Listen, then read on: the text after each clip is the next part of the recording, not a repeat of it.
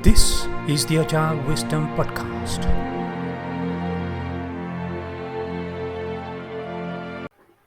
Hello, everyone. Thank you for joining the session. I'm Niroshan Madam your host for the day. Let me start the talk with a story that is untold. In 2008, my wife was pregnant. Voila, what a great news it was. Yes, it was a great news. Yet, it didn't take many weeks to let that become the toughest time in our life. Doctors predicted the baby is not healthy and will not last long. When the doctors advised us to go for an abortion, we said, not wait. We said no and wanted to carry the baby with a big life threatening risk for my wife. My wife was courageous to say, no, no, no, that's not an option for us. Why? Because we knew it was a living thing. 14th May 2008 was the day. My wife had a stillborn baby. Time was around 3 p.m. It wasn't easy. It wasn't any good. It was a devastating experience that I and my family had to go through. My job was to carry a 90-inch coffin that had my unborn baby in it. With tears in my eyes, I was walking through the cemetery to bury the beautiful unborn baby. While carrying the coffin, I realized life is not easy. It's not certain at all. It's full of surprises. Yet, life is the most precious thing that can happen to you. On that day, I walked away from the cemetery with so much love, so much wisdom that I, my wife, and 8 years old daughter went through. That tough time was one of the best times in our life. That was a turning point in our life. Moral of the story is that face every situation with courage. Your victory is not so far away, irrespective of what the circumstance that you are going through right now. If you are to face the most toughest situation, do not worry. It's not going to last for long. This is the Agile Wisdom Podcast.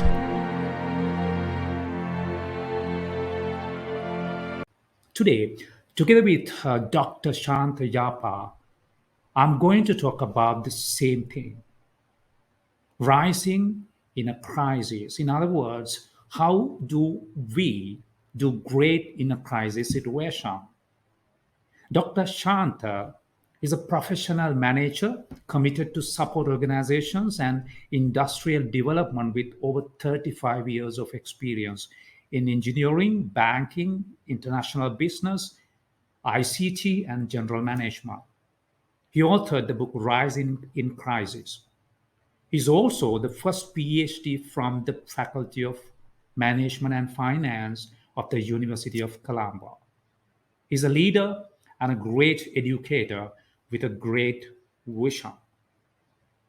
I'm privileged to welcome one of the greatest leaders that Sri Lanka has produced, Dr. Shanta Rajapaksha. Please join me welcoming Dr. Shanta. Thank Hi, you, Niro, doctor. for inviting me. It's It's my a it's pleasure my to be with privilege. you. It's my privilege to have you on the show, Dr. Shanta. Thanks for accepting it. One thing that I really appreciate is that willingness to share your insights, your knowledge with the community, people around us. It's truly appreciative because it's not that everyone is willing to do that. Everyone is not ready to spend that time and energy. Yeah, thank you for that. Appreciate it. Welcome. How are you? How are you today? How was the day so far? Well, it was a hectic day with so much of activities, but I reserved time and energy to take part in this great event. I watched some of your past events and I was quite impressed. So I need to live up to the expectations of you and your audience. Look forward to have a very interesting discussion as we proceed. Yes, yes, that's my wish as well. Yeah, so thank you for the kind words. So it's definitely going to be a great show because I know the insights that you can bring into the show. Talking about your 35 years of experience and particularly some great contents from the book that you wrote. Yeah, so rising in crisis and it's very few Sri Lankans who would go up to the level of writing a book like this, and you are one of them. Thanks for being that, and truly you are an inspiration for all of us. So that's the reason why you are here. Yeah. With that, doctor, let's start the show, right? So at the same time, let's welcome our audience joining through Facebook, YouTube, and LinkedIn. Thank you for joining with us. If you think this could help your colleagues, your family, your colleagues in your office, people who you don't know, just share the feed. I'm sure that's the least help we would expect from you, as long as we want you to enjoy the contents that we are going to discuss. Yeah. So if you do have any questions, you can log them in the comments from where you are. Right. If you are in LinkedIn, you can use LinkedIn comment segment to put your comments, questions, clarifications, your insights. We will run through them during the session. If you are in Facebook or YouTube, same goes with that, right? Hoping for a great interactive session. Let me open up the discussion asking one of the fundamental questions from Dr. Shanta. Doctor, and my question to you is, what is a crisis in your words? How do you define it? Well, there are so many definitions to the word crisis. Um, Crisis is something we will never enjoy. We get excited when we face a crisis. There's no one accepted definition to the word crisis. My definition may be a hybrid one. It is Right. a disruption to the sustainability, continuity. We try to continue with what is going on. We call it the status quo. Disturbance to that equilibrium is a crisis. It is a very simple definition, I guess. We all can understand unfavorable things happening, threatening our continuity. I guess that is a decent, reasonable definition to the word crisis. So, as you and the audience would have heard my own story, right? Very personal, touchy story. That was the first time I ever told that to a public audience like this, right? I have been using this to kind of coach my own 12-year daughter now. She was just 8 when this happened, right? It was devastating. As you said, it's unfavorable. It wasn't what we were hoping. It wasn't what the best news looked like, right? So that was a crisis in my term as well, right? So your crisis could happen physically, mentally, socially, psychologically, whatever the way, right? Anything that threatens your moves, right? Your progress, your natural way of responding to things, working is a crisis as per the doctor's definition as well. Why I asked that question is to get a provisioning into my next question, which is the most important question. to start the discussion. Now, when you think of any crisis situations, right, the audience can think of anything that you believe is a crisis situation for you. It could, as I mentioned, it could be something personal, it could be something work related, it could be something psychological, right? It could be a mental struggle that you're going to go through, or it could be a physical disaster or a pandemic like COVID, right? Whatever it is, it is important that we understand your insights on this, doctor. It will be great for us to know your perspective here. In terms of crisis management, in terms of navigating through a crisis, what should be the attitude that every one of us hold in facing a crisis situation? Well, to answer the question, what kind of an attitude is preferred in facing a crisis? I must Yes. necessarily say that we should have a good mindset, a positive mindset to face a crisis.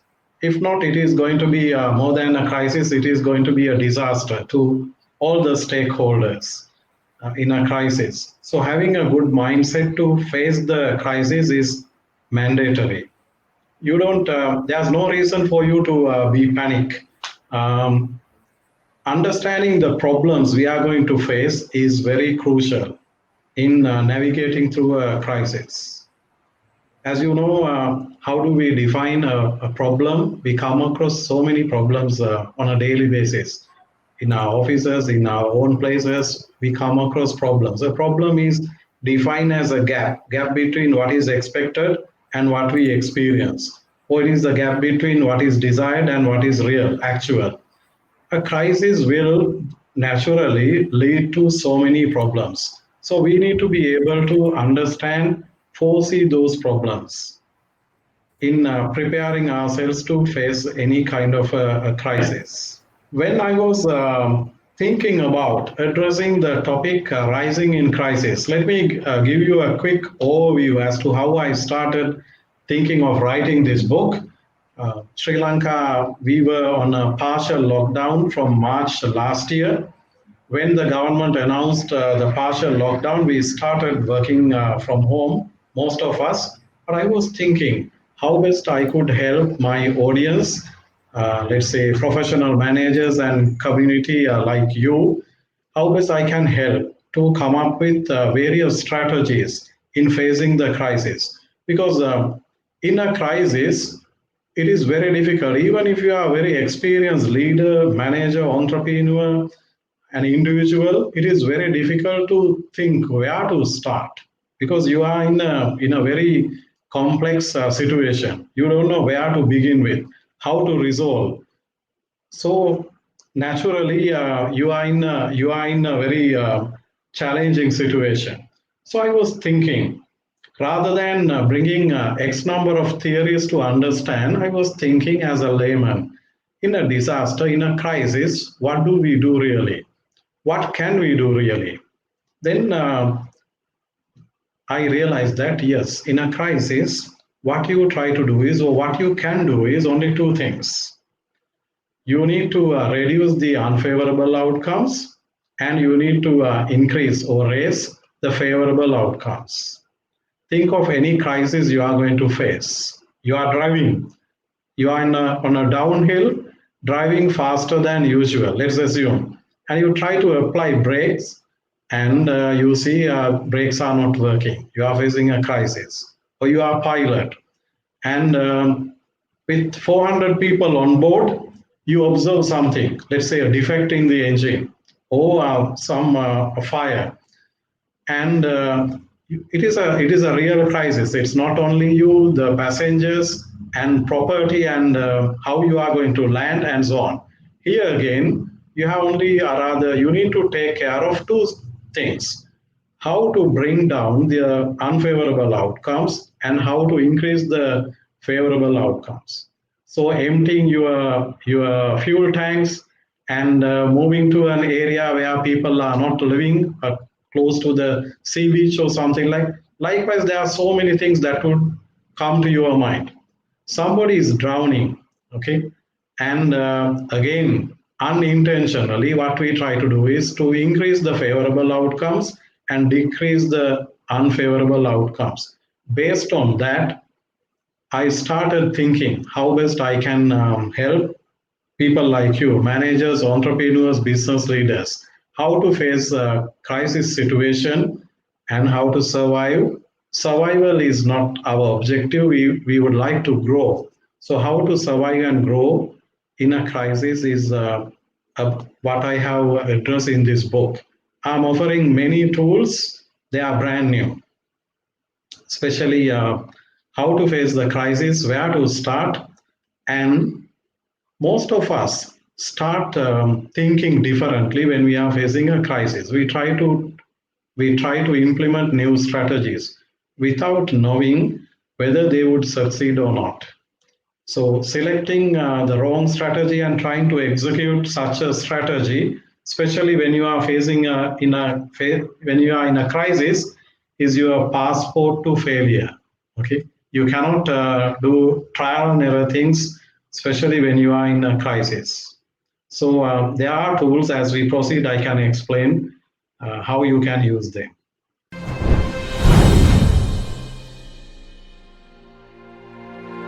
This is the Agile Wisdom Podcast. Take you through what this book offers to you. In a crisis, we need to think differently to survive and grow. To survive, continuing in the same way, with some strategies would do. But if you are looking growth opportunities in a crisis, definitely you need to do differently. So I'm suggesting in the book, under the sales and marketing, several strategies. One of the interesting things, I'm sure there are many marketeers, professional marketeers listening to our discussion. We all are quite familiar with the 4 Ps and 7 Ps. But I'm suggesting you to think of an option. Instead Ps, I'm offering you Cs. What is it? What are they? In 4 Ps, we talk about product, price, place, promotion, and so on. But here I'm replacing same thing or different things I'm introducing. Instead product, I'm suggesting you to think of commodities. Why? In a crisis situation like what we are facing right now, the economic crisis, people are not having enough money. They are very careful in spending. So they are looking to buy only the core products, not the augmented products we are trying to sell. So that is the message. Instead, product, it is a rather a sharp focus towards the commodity, what you are offering, the core product. And I'm asking you to pay attention to communication channels, consumers. It's a long list of words starting with the letter C. Down the line, you would see some of the things you have never assumed as a marketer in addressing, in improving your performance in terms of sales, number of customers, value creation, and so on. In terms of crisis management, doctor, I'm sure you have been talking about certain basics and fundamental perspectives that you need to look into, right? So one thing that I realized, crisis basically challenges our health, right? Whether it's a mental health, physical health, economical or social health, it challenges that, right? One thing that I realized in that tough situation was that first it was a mind game, right? That is, the starting point of battling a crisis is how you process that. So my question is around that, Dr. Shanta. So I call it reframe the situation. I call it reframe the crisis situation, right? It is seen as a crisis, but sooner you can see the great value in that crisis situation. Example, pandemic, right? Pandemic allowed me to go to global context and start sharing and selling my training and coaching, right? Unless otherwise, I don't have that opportunity easily. I can, but it is not that easy, right? Since everyone was on virtual context, virtual platforms, right? I had that great opportunity to Go out and say, hey, I'm doing this particular coaching session, I'm doing this particular workshop, come and join. So the question is, Doctor, this one, if you see the screen, reframing the situation, tell me how would you reframe a crisis situation differently? Is there any technique or a strategy that you can share with us? Yeah, that's what I mentioned at the beginning. Thinking as a layman, what we do intentionally or unintentionally in a crisis, what kind of a response we are going to show. In the book, I'm offering a crisis response matrix. It's very difficult to explain it without showing that diagram to you. We can be aggressive in facing a crisis. We can be very conservative in facing a crisis. We can be proactive, we can be reactive. I'm sure you know what is meant by proactive and what is meant by reactive. It does not mean to say that always in a crisis we should be proactive. Sometimes there can be instances where we need to wait until it happens and take actions.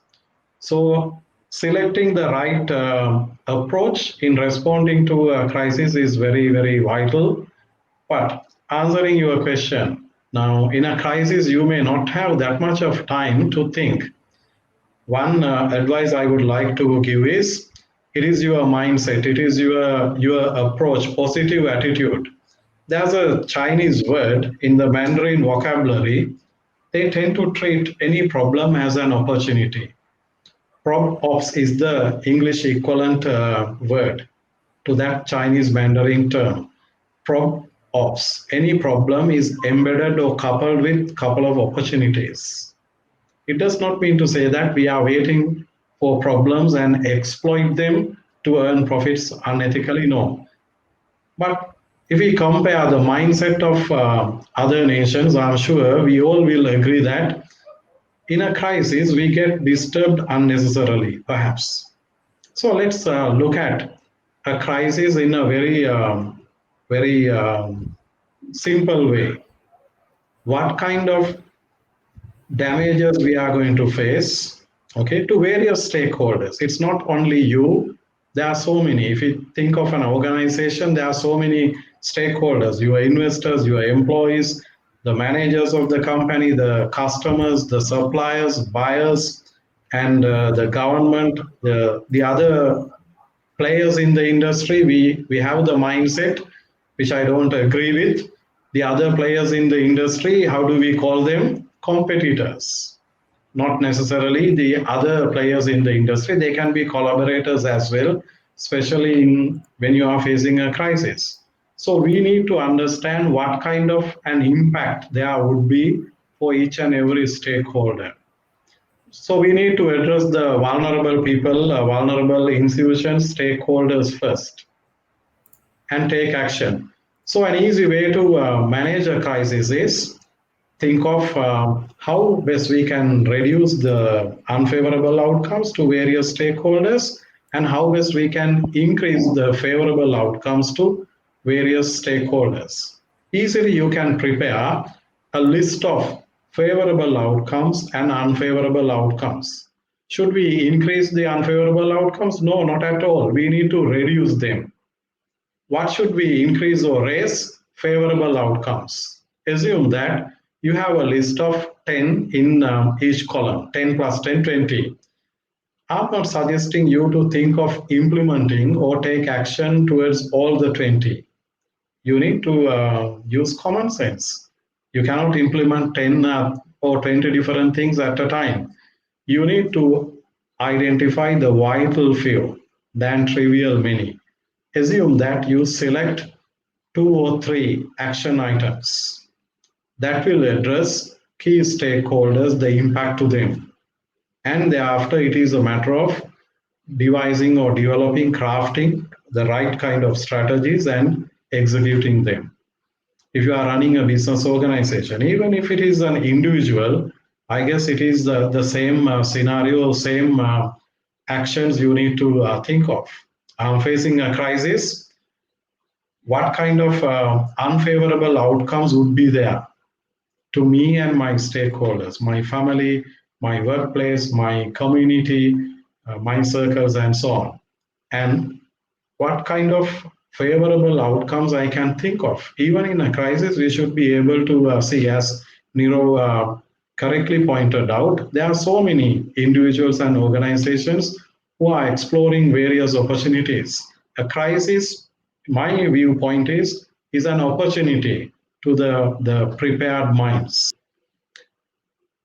Attempting to implement wrong strategy is a passport to a failure, especially in a crisis. So we need to make sure that whatever the strategies we are going to implement, they can be high level, corporate level strategies, business level, functional level, whatever the kind of strategies you want to implement, you have to make sure that they are, let's say, they can withstand the various demands of the crisis. So we cannot make mistakes in selecting and implementing or executing strategies.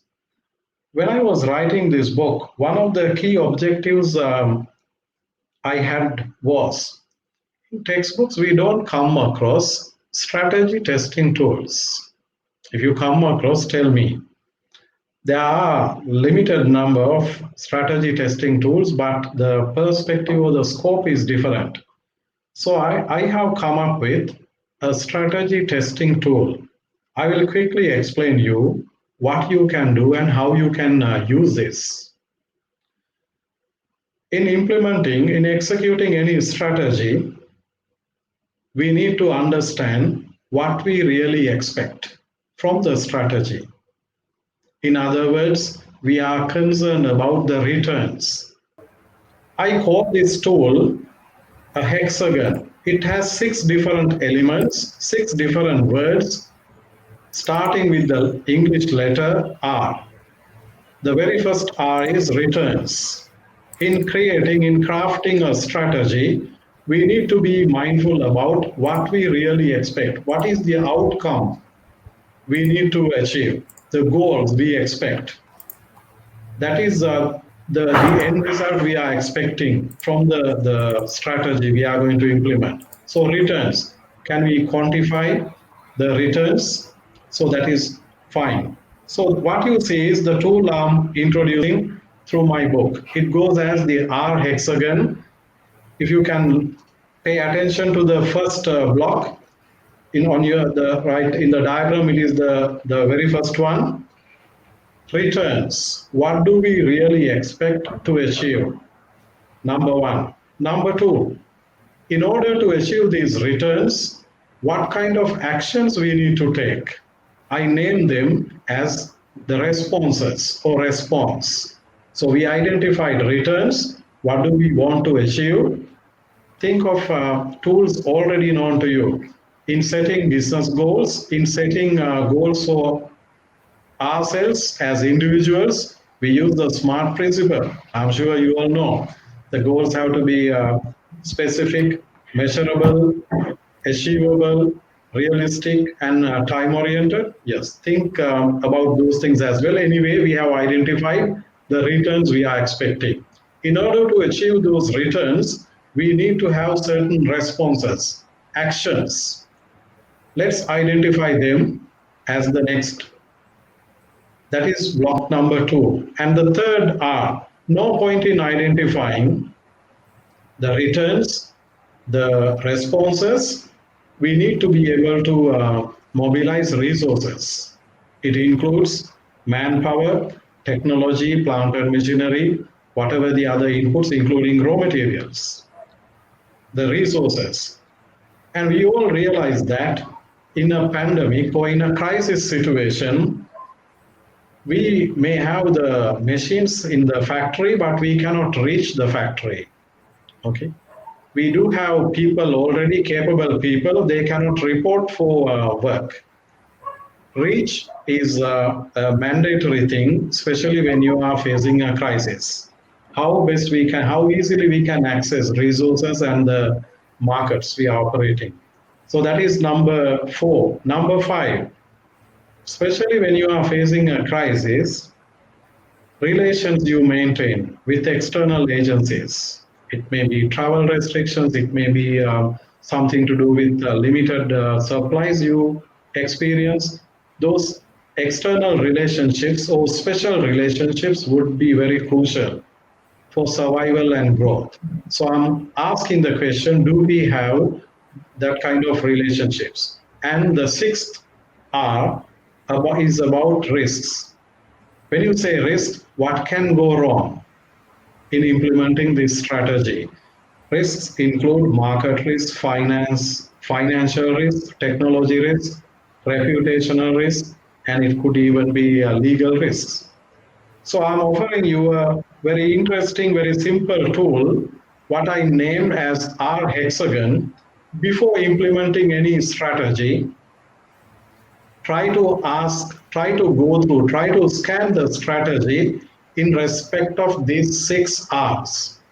Are we clear about the returns we expect from this strategy? Is our action right? Do we have the resources available with us? Are the resources available with us? Number four, do we have the reach? And number five, external relations or relations, which can be very crucial in executing the strategy. And the last one, risk. If you carefully scan all these six areas, you can make your strategy a very robust one. You don't need to execute a strategy without knowing the end result. We are pushed to, we are compelled to implement strategies in the absence of simple tools to test the feasibility of a strategy before executing. We tend to implement. While implementing, we come across various problems, and we may succeed, we may fail, or we may not get the desired outcome. So use this tool, which I'm explaining in the book. I explained it to you, the basic framework of this. Let me quickly explain you how this came to my mind. Okay, this is not something I just derived. No, I did research. If I explain it theoretically, it was a qualitative study. I studied through thematic analysis how Sri Lanka's COVID-19 prevention task force during the first wave of COVID-19 here in Sri Lanka managed to face the problem, managed to successfully handle various challenges they had in terms of controlling the disease, in terms of tracing the let's say infected parties, in terms of providing food and security, in terms of ensuring the utility service providers, suppliers, so many different areas. The government announced them as, let's say, line of commands. They identified six different areas, and each area was managed by the state authorities in a very successful manner. So I was wondering, corporate sector, private sector could not respond swiftly when we were facing the first COVID wave. Private sector was very, let's say, I should say, slow in responding to the pandemic in terms of resuming business, in terms of adapting new or innovative methods to reach customers, in terms of their CSR activities. Large corporate organizations were very slow. Obvious reason, you cannot decide and immediately implement things. There's a way to do this. There's a hierarchy, there's a structure, there's a way of getting various approvals and so on. So you take time. But government organizations as well as mid-sized organizations and startups and let's say individuals who are running businesses, they responded swiftly. So I started looking at carefully how the government authorities were managing various affairs, various projects. Imagine in a country where we have some 700,000 pensioners, senior citizens. Some countries closed down all of a sudden, leaving millions of people on the roads. We manage it in a totally different way. We even sent vehicles, public transport provided to those pensioners or senior citizens. They were transported to their banks, and the government authorities, especially the armed forces, they took care of facilitating them to buy their, let's say, medicines and various other things, and they took back them to their own places safely. Imagine when you are dealing with an unknown pandemic and attempting to facilitate.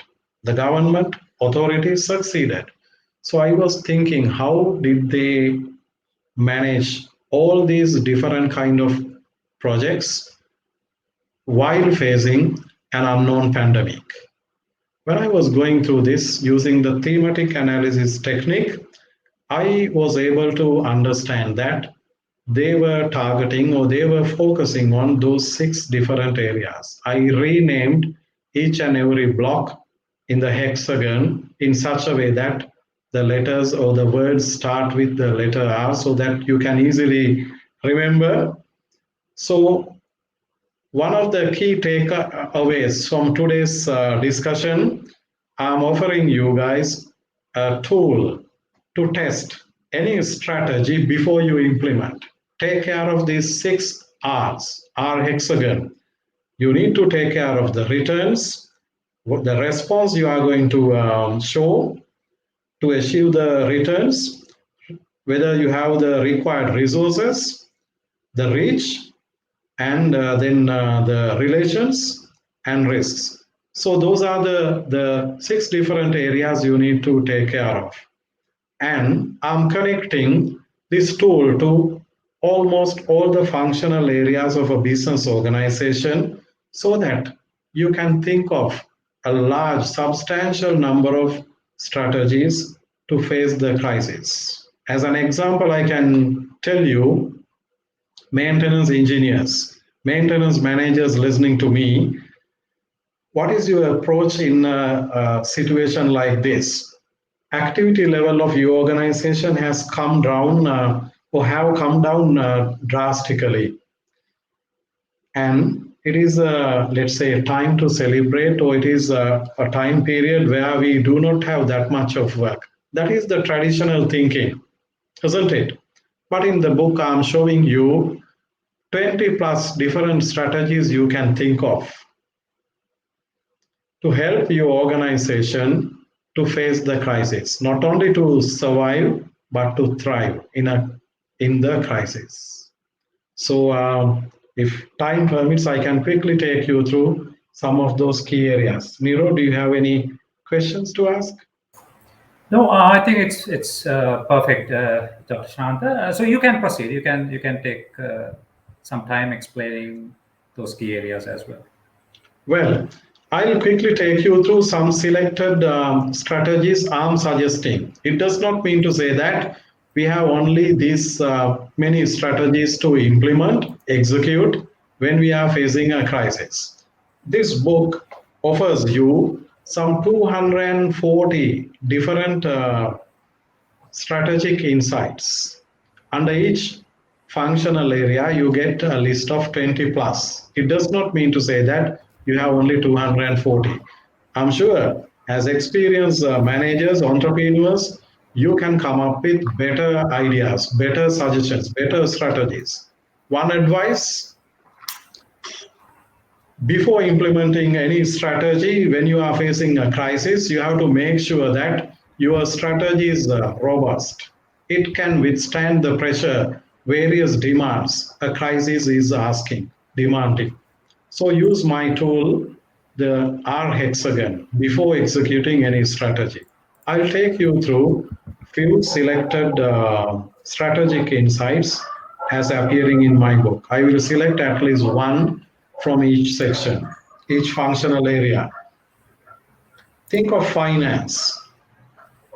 In facing a crisis, what can we do?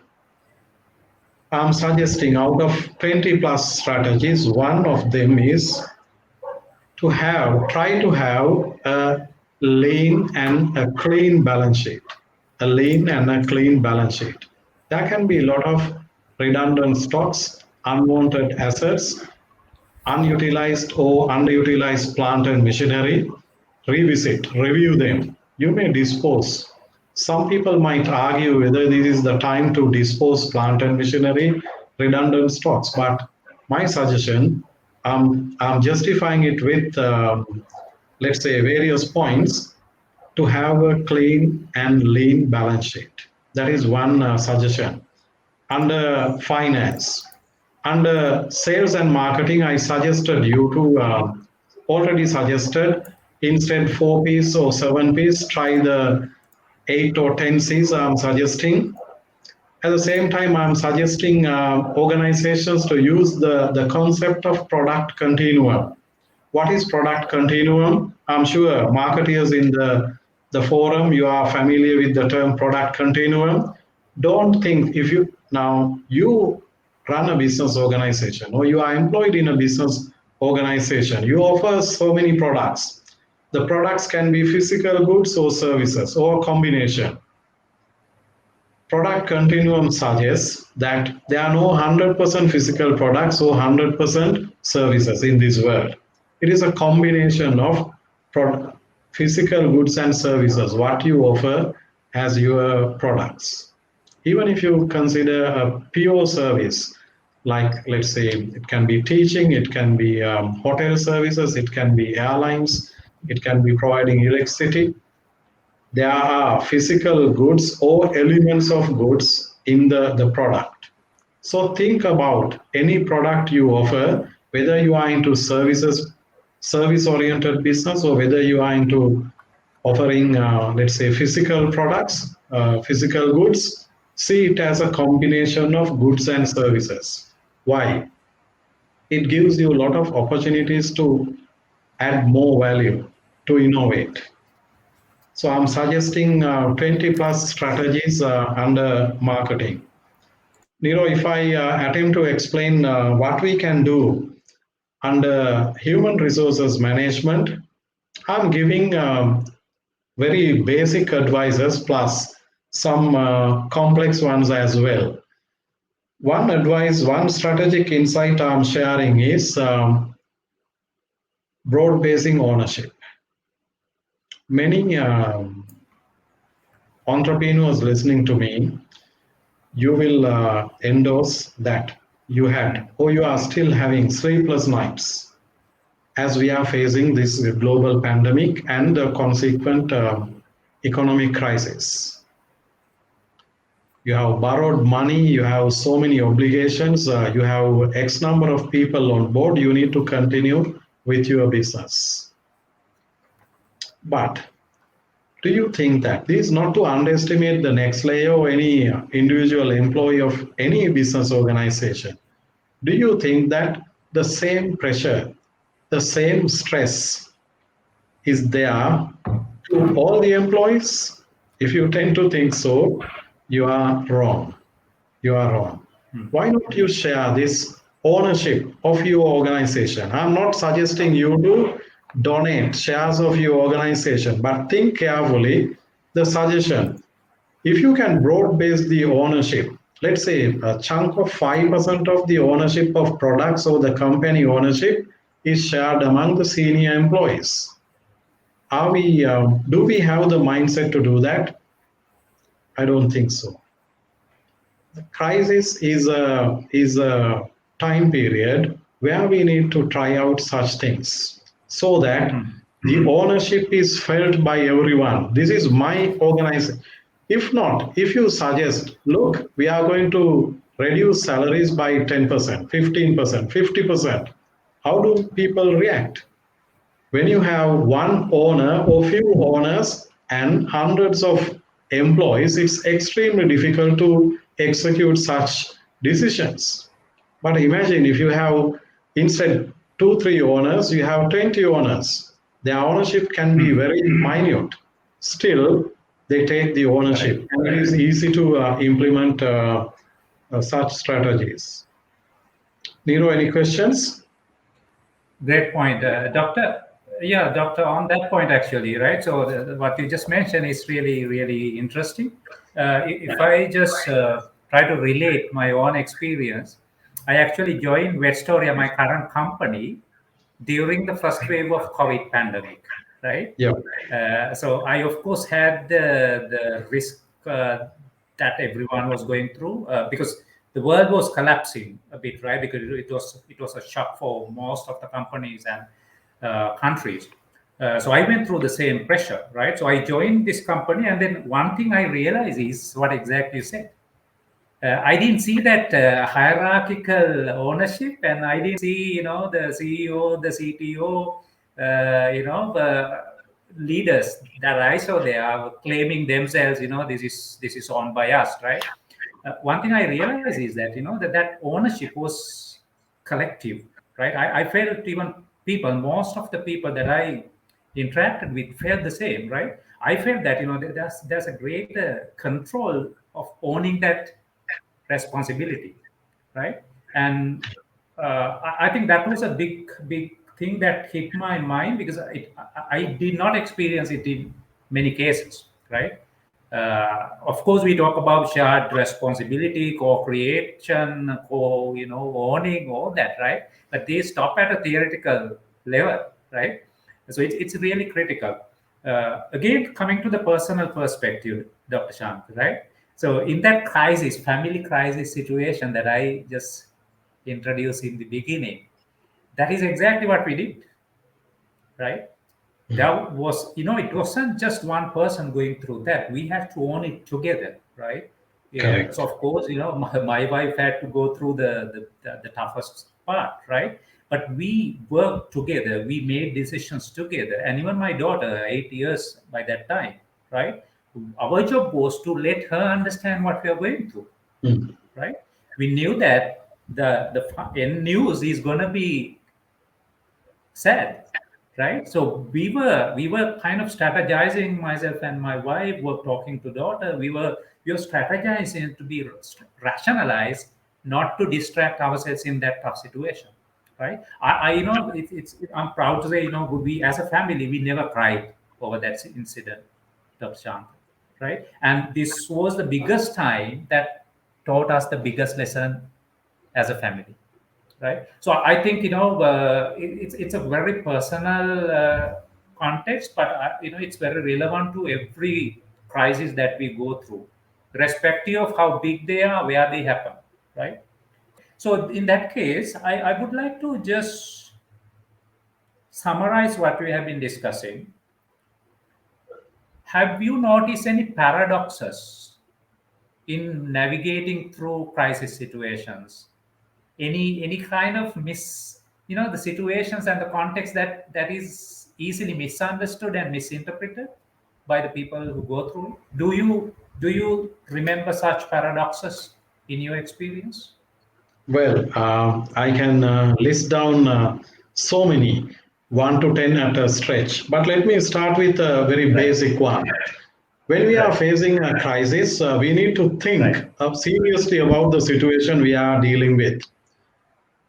In thinking, how do we do that? How do we think usually as managers, as professionals, as matured people, as experienced businessmen? How do we think?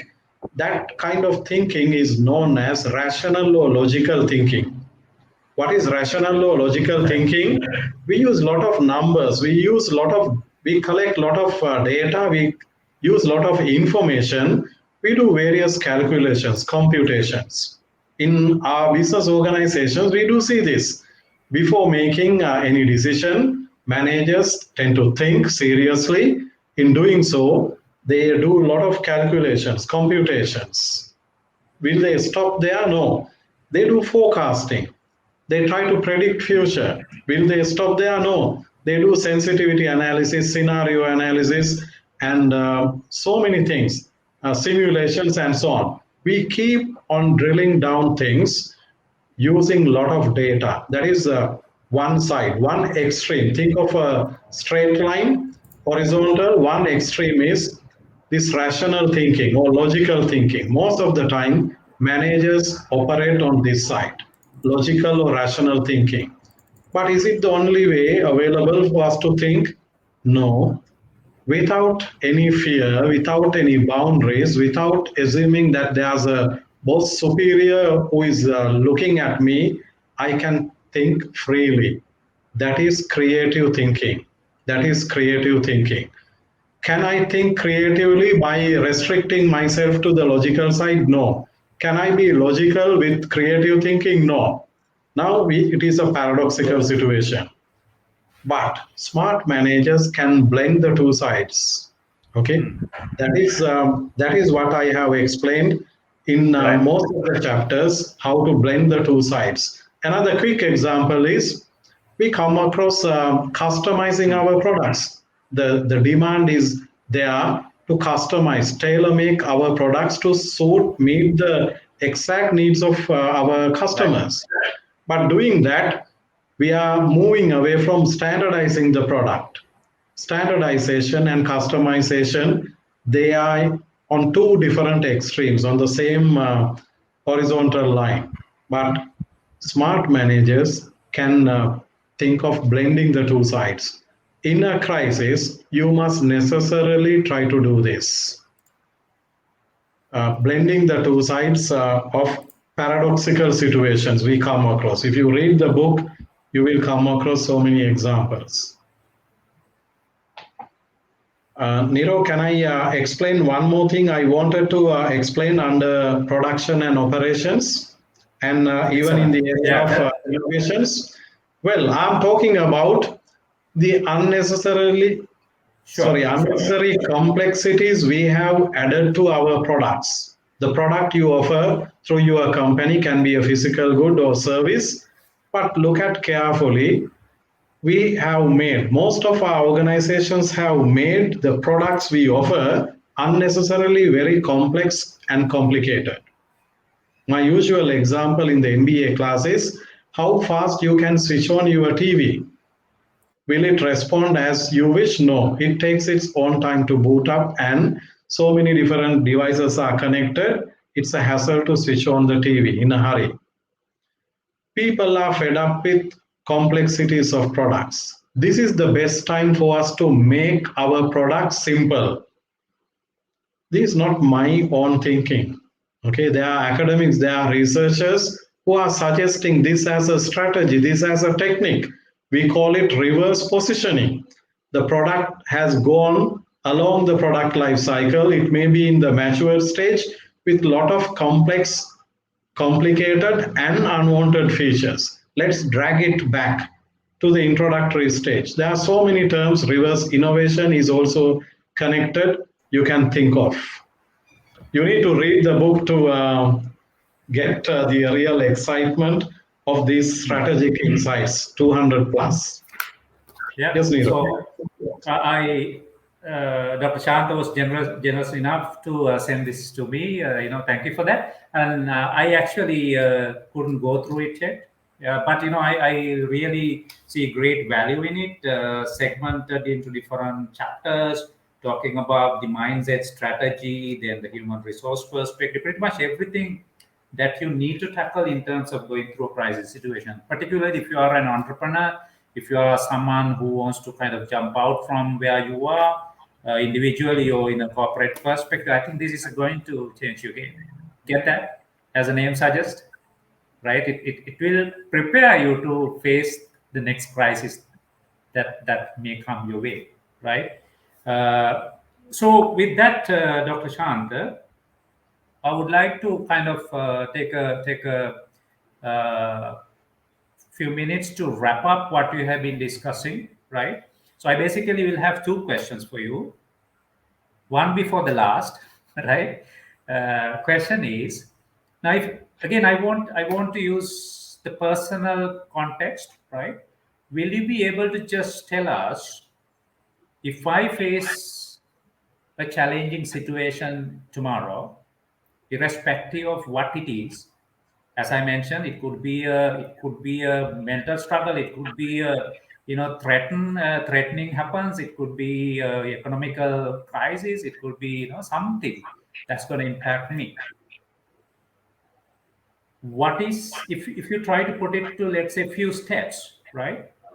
what are the primary steps that I need to take care of? Step one, step two, step three, whatever the number of steps that you propose. Is there a structure around that?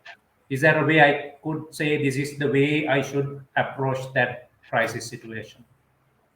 Well, as I told you at the beginning, we need to understand the situation properly. But Right. one of the biggest challenges we may come across is the crisis will not come giving you adequate time to meet your consultants, read books, Yes. and do a lot of experiments, calculations, computations, and so on. Sometimes you have Yeah. to make quick decisions. Okay, that's why Spontaneous. I said think of a crisis situation an individual is facing, drowning in the Mm, sea or in a river. mm, Okay, intentionally or unintentionally, you try to do two things: how mm, best we can reduce the unfavorable outcomes, how best we can increase the favorable outcomes. Think about these two areas. Prepare a short list, 5 items on one side, favorable outcomes, and unfavorable outcomes, 5 items. From this list of 10 or 20, pick the most vital few. If you when you implement them, vulnerabilities to your stakeholders or to you would be reduced. If I go back to a business organization, Nero, how best I can reduce waste, how best I can mm, reduce customer complaints, returns, and so on. mm. So those are the things I need to reduce. Right. And what should I increase? It can be my market share, the value addition, and various other things. So select from these two lists favorable outcomes and unfavorable outcomes, few items, and they are going to be strategized. In executing or in implementing the strategy, use the R hexagon before implementing so that your strategy is a very robust one. And something interesting, I'm offering a brand new Excellent. Yeah. tool. I'm offering a brand new tool in this book. You all are familiar with mind mapping, but I'm offering you something called word mapping. Word mapping. Nero, if you can give me 2 minutes, I can explain the background. I introduced a tool some times back that goes as innovation Right. tautogram. Right. Innovation tautogram. It is available in Mm. the internet. In some 200 different sites, you would see it as a accepted tool. Innovation So, tautogram. so yeah.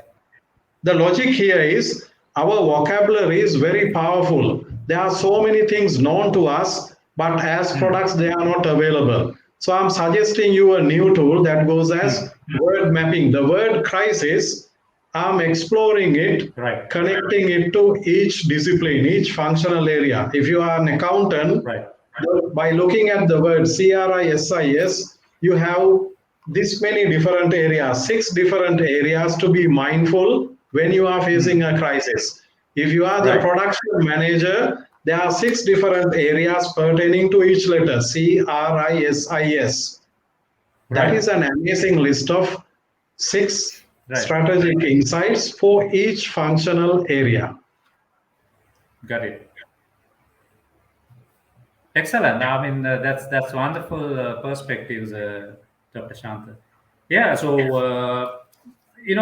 as I just feel, this book is so valuable for anyone who wants to strategize around the crisis situations, and this gives some solid examples, solid case studies.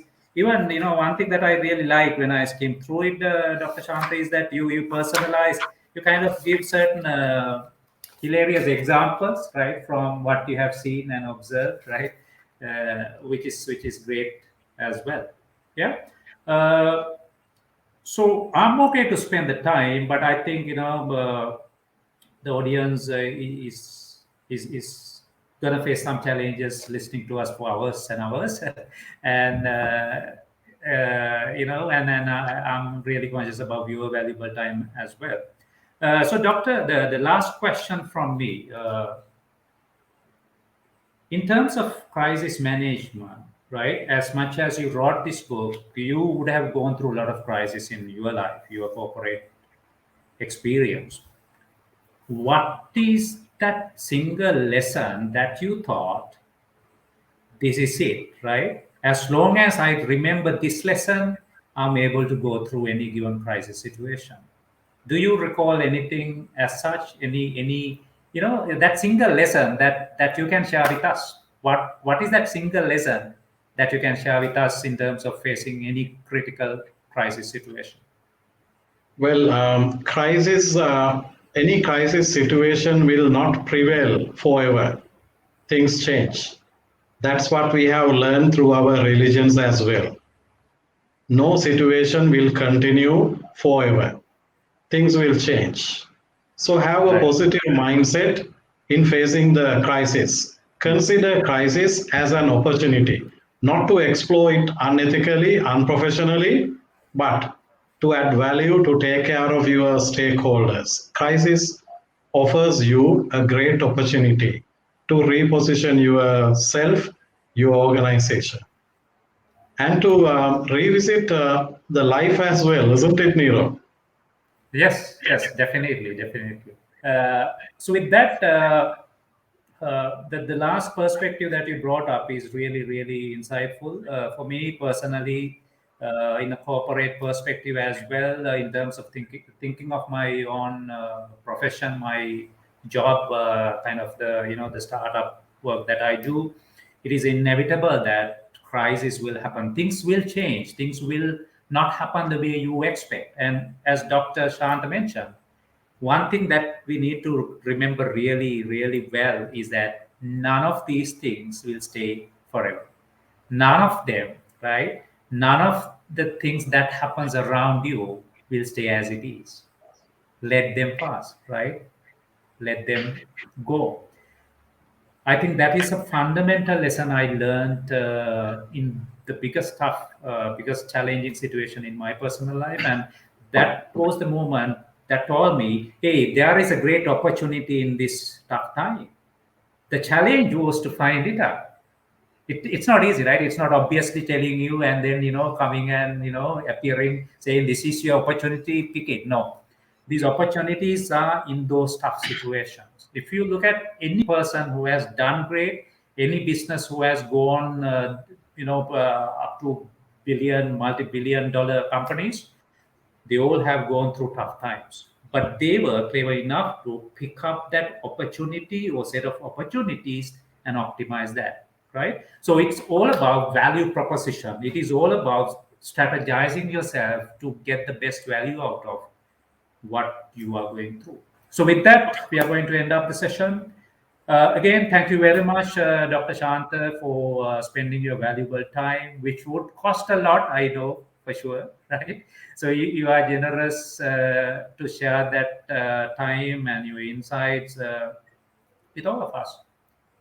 Truly appreciative. Thank you, Nero. Thank you So for hope that having I me. will It was a catch up pleasure. with you soon again on a discussion like this. I'll say goodbye to you and thank you very much everyone who has been joining who have been joining us, who have been participating in this particular session. So if you like the discussion, if you think this can help someone out there in your network, in your family, share this feed with your loved ones, your known ones, and I'm sure this is going to be really great sharing that you're going to do. So with that, we are going to end up the session. Thank you very much. Take care. Thank Face you, any everyone. given crisis situation with courage, with some of the best strategies possible.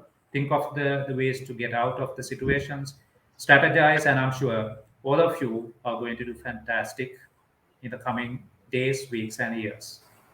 Until we see you again, take care, stay safe. This is the Agile Wisdom Podcast.